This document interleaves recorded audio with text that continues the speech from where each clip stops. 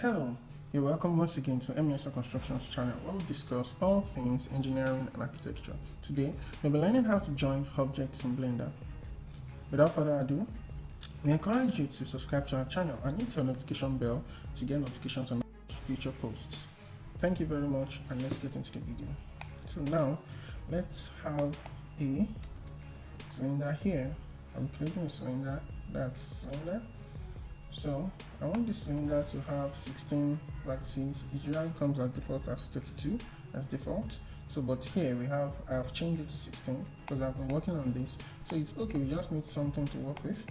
So this is the cylinder. We can name it cylinder 1. Then I'll create another cylinder separately, shift A in this, cylinder. So the cylinder is actually still here because the other cylinder. So let's move this one. Let me move this one. Let me move it 8,000.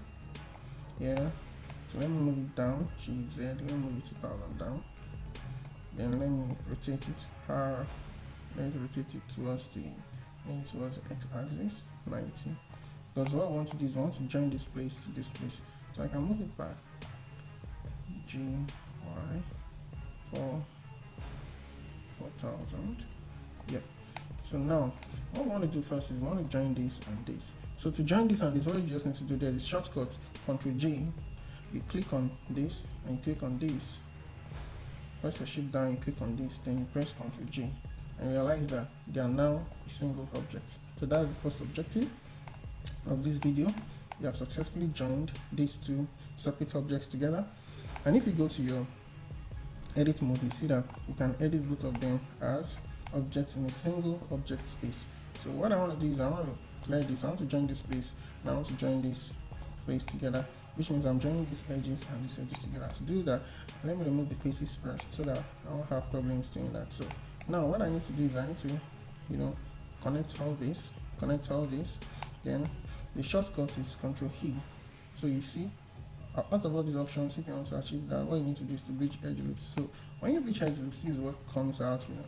So you have all these parameters here: match vector twist, number of cuts. So what I want to do is to make this one look like I'm joining them properly, because what I want to accomplish is to have something like a pipe.